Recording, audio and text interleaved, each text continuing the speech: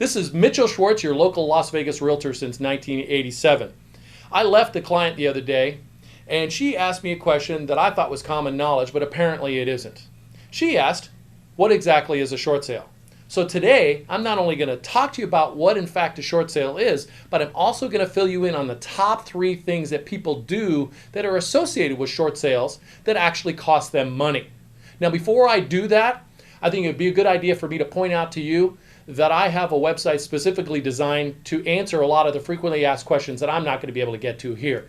Click on the button or the link that says short sale help right on this website. It's going to take you to a place that I've actually designed specifically to answer questions for people just like you who need to know the answers to very important questions before they can decide on whether or not a short sale is right for them.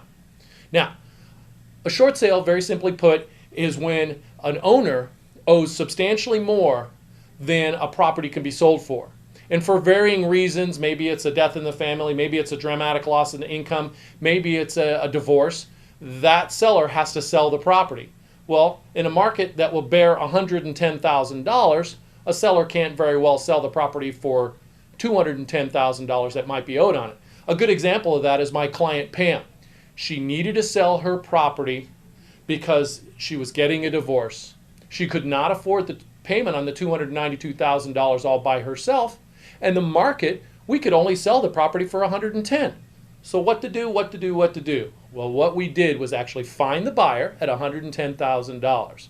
We gathered up all the necessary information. We contacted the banks. We explained to them the market value of the property, provided all the backup documentation. We also got documentation from my client. We submitted all that. We negotiated with the bank to get them to accept the $110,000 as a payoff as opposed to the $292,000 that was owed. But what about the difference, you say? Well, the difference was this. She had to pay no difference. She had no issue with the deficiency, so the bank took what we gave them. She did not have to come up with any money. And in addition to that, she didn't have to sign a promissory note or anything. She walked away scot-free from this transaction and is currently rebuilding her life and her credit, and sometime in the next 18 to 24 months, I expect she's going to be able to buy a property again at today's lower prices. That's a total score, is it not? Well, let me tell you this. Most of the time, we get the lenders and the banks to agree to take less than what's owed to them. In addition to that, many times we get the same result for our clients. No deficiency, no cash out of pocket, and best of all, no promissory notes. Sellers can move on with their lives. Now, here are the top 3 places, as I promised you, that sellers put themselves, or people put themselves in a position to cost money when it comes to short sales. 1, they throw good money after bad. What I mean by that is there's a very small percentage of people who actually qualify and are granted a loan modification from the bank. And many times it's not even really a great modification. But let's just say that they are. Well, they oftentimes, statistically, 8 times out of 10 will be in default again within the next 12 months. So what they're doing is, while they're hoping to get this modification, they're actually draining their bank accounts. And what I mean by that is they're draining their retirement accounts. Well, retirement accounts are off limits. If you do a short sale or if you do a modification, while they look at your financial picture as a whole, they can't expect you or require you to take money out of your retirement account to pay them.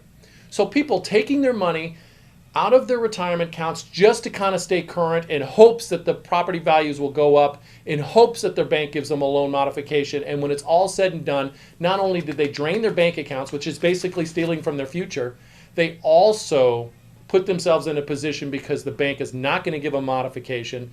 Many times the house gets foreclosed upon at that point, and they've got a double whammy. They lost their money in their retirement accounts, and they ultimately lost their house anyways and didn't get the modification. So don't throw good money after bad. If you can't afford to make the payment, then contact a person who can get you out of that property. It's not a good idea. Just prolonging the agony is not going to help you. Number 2, the next reason or the next place people cost themselves time and money is failing to take advantage of the mandatory Nevada foreclosure mediation process. Many people don't realize that once a notice of default has been recorded against the property, the bank is required to offer to all consumers the right to have a mandatory Nevada foreclosure mediation hearing. It costs the homeowner $200, costs the lender $200. You take the form, you send it in. What that does is it buys you time in addition to giving you a leverage to try and get what you need. What I mean by that is many times you can go in there knowing that you're probably not going to get an approval on a modification. But if you played your cards right, you actually got your documents and your ducks in a row with regards to a short sale. So you can go in there expecting that you're going to get turned down on the modification and present to the mediator the short sale that you have in place and gather an approval from there. That saves you money, because what you're going to not do at that point is put yourself in a position where you're dumping more money into a house that you're ultimately not going to keep, hoping that you're going to get a modification. The third thing that people do that costs them money when it comes to short sales is basically getting sucked into a save your home scam. I know most people would prefer to keep their home, and the bottom line is very few people qualify for the modification. Scam artists know this. They ask for a little bit of money that seems pretty benign up front, maybe $1,500 to $2,900. I know you don't have it, so that sounds like a lot, but in the big scope of things, that's not really a huge amount, and they know that. So people, in a zeal or an effort to try and keep their house, will pay the money gladly because they're hoping to get to save their house.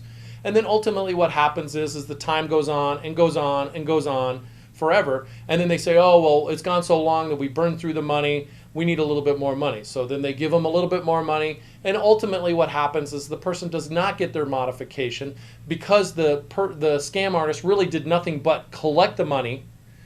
The bank continues their foreclosure process, ultimately winds up taking the house. The person then is sitting there holding the bag. They got no money left because they paid it to the scam artist, and they still don't have their house because the scam artist took their money and did nothing.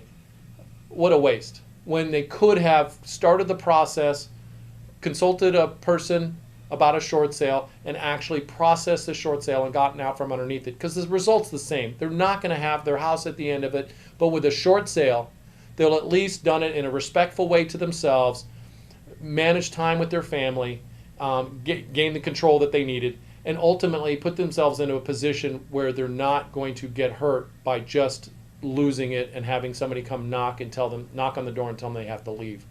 This is crazy. Don't make some of the same mistakes that so many other people have made. Do your homework and ask a ton of questions. Like I said, there are lots of websites that are out there that will help you. Click on my link, go to other places. Whatever works for you, I suggest you do your homework, ask lots of questions, and don't fall prey to some of the same issues that some of the other people have experienced. Thank you very much. I hope this has been helpful to you.